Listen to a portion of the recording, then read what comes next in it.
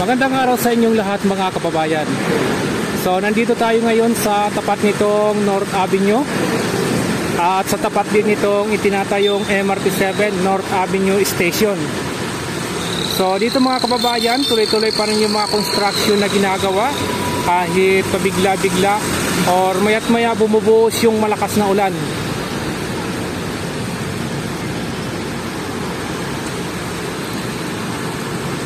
So, nandoon sa unahan yung MRT7 North Avenue Station. At itong kalsada naman ito, yan naman yung kahabaan ng North Avenue. Bali na sa kaliwa naman natin itong SM City North EDSA. So, dito mga kababayan ay makikita naman natin yung mga itinatayo nilang mga column. Bali, dudugtungan yan ng mga fabricated steel frame.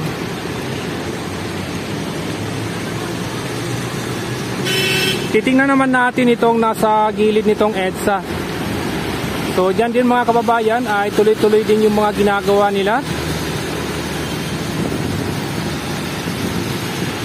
Yan yung nasa kanto nitong EDSA.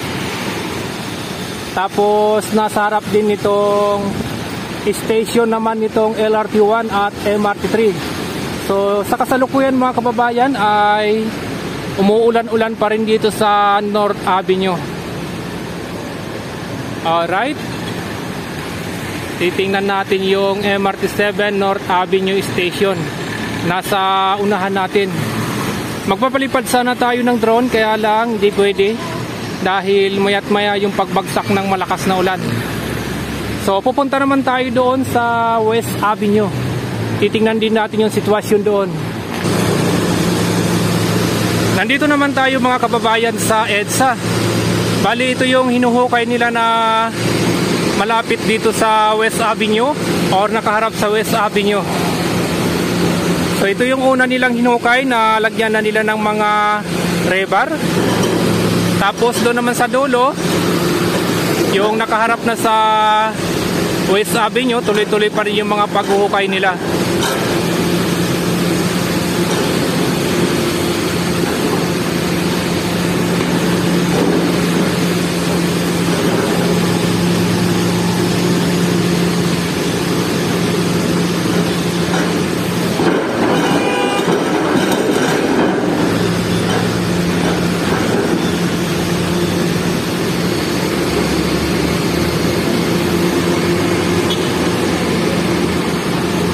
Tapos ito naman yung EDSA.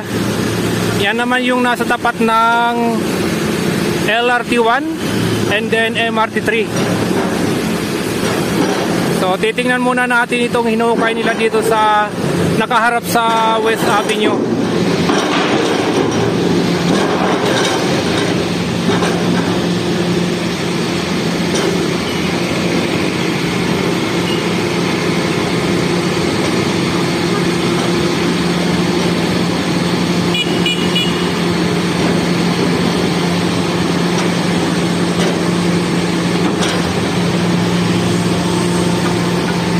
So mayat maya yung pagbagsak ng ulan dito, pero tuloy-tuloy naman yung paghuhukay nila kahit malakas yung ulan.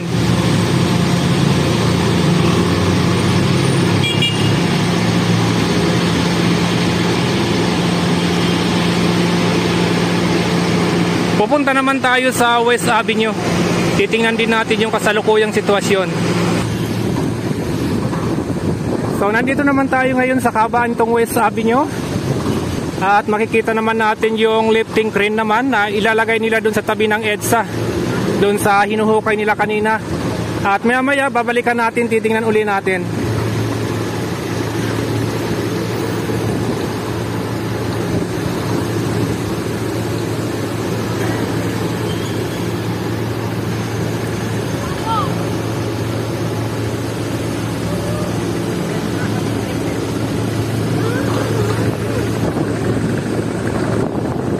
Tapos, yan naman yung West Avenue. Dito nga ay makikita naman natin yung mga nakatayo ng mga rebar. Medyo marami na yung naitayo nilang rebar hanggang doon na yan sa Bulacan Street. At paglampas naman ng Bulacan Street, makikita nyo naman yung mga marker sa gitna ng kalsada na lalagyan din ng mga hukay or huhukayin din para lagyan naman ng mga rebar.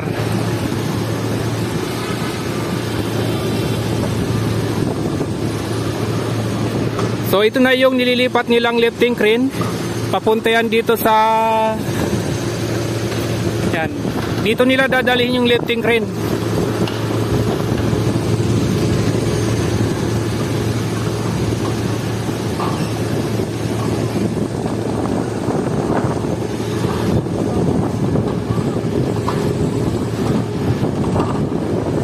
Sa kasalukuyan nga napakalakas pa rin ng hangin dito, pero hindi na malakas yung ulan, bali ambon-ambon na lang.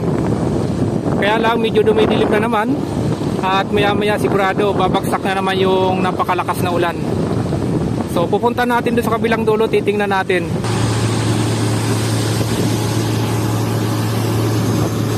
Ito pa rin yung hinuhukay nila sa tabi nitong EDSA. Yan yung pinakita ko sa inyo nung nandun pa ako sa kabila, oh. Tapos pumunta tayo dito sa harapan. So ang laki nung ginagamit nilang drain. Alright, tingnan muna natin yung lifting crane dun sa kabila. So ito na yung lifting crane. Bali nakatawid na dito sa footbridge. Patungo na to ng EDSA. Ayan yung EDSA.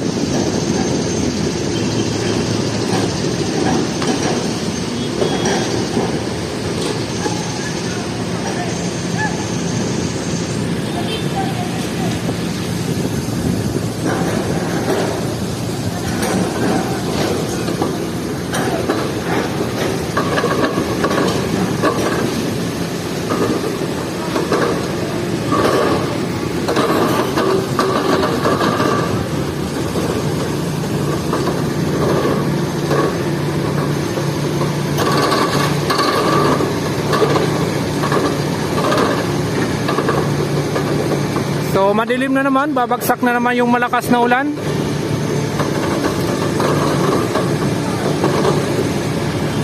Abangan natin mga kababayan doon sa dolo, lilipat tayo ng pwesto. Sa ngayon naman mga kababayan, nandito na tayo sa gitna nitong EDSA. Nasa ilalim tayo nitong MRT3. So ayan yung MRT3. At nasa likod naman natin yung Unified Grand Central Station. So abangan natin yung pag-ikot ng lifting crane doon sa kabilang dolo. Doon tayo kanina galing. Kaya lang uulan na, kaya pumunta tayo dito sa ilalim naman nitong MRT3.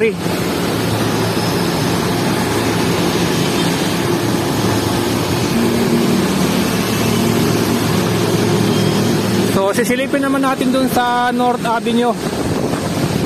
So ayan naman yung kasalukuyang sitwasyon. Yan naman sa kabaan ng North Avenue. Yan yung nasa harapan naman ng MRT7 North Avenue Station. So mag-alas 12 na at bubuhos na rin yung malakas na ulan. Pero tuloy-tuloy pa rin yung mga trabaho na ginagawa nila. So ayan mga kababayan, kung makikita nyo yung langit, napakadilim na. At sa kasalukuyan nga ay napakalakas na ng hangin. So titingnan natin yung inuhukay naman nila dito sa tabi nitong EDSA.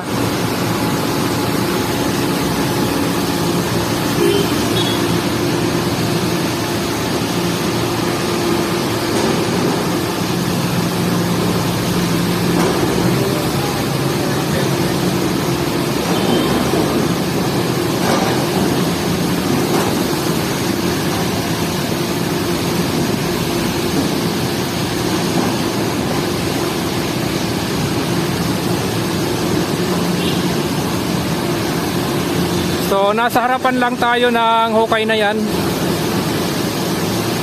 Alright.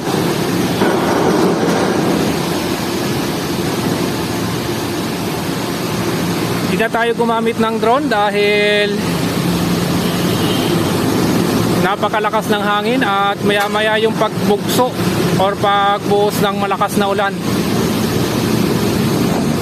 So ayan mga kababayan, umuulan na naman.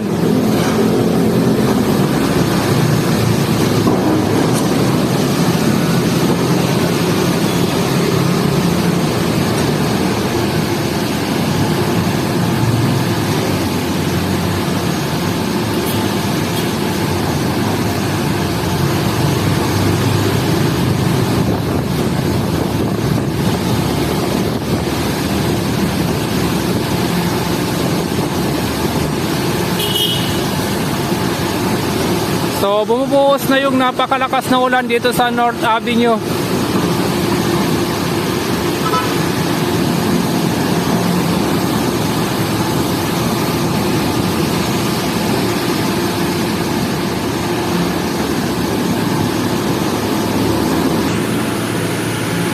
Sa kasalukuyan nga, bumagsak na yung napakalakas na ulan dito sa North Avenue.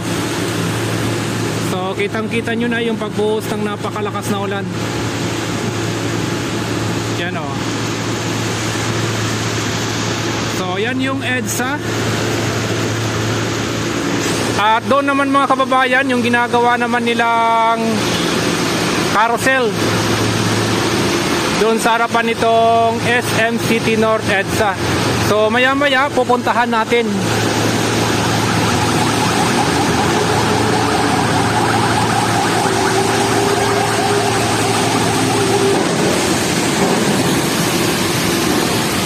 So ayan mga kababayan, napakalakas ng hangin at napakalakas din ng ulan. Pero tuloy-tuloy pa rin yung mga ginagawa nila. Pero yung inililipat nilang lifting crane, pansamantala munang tinigil dahil sa napakalakas na hangin at ulan.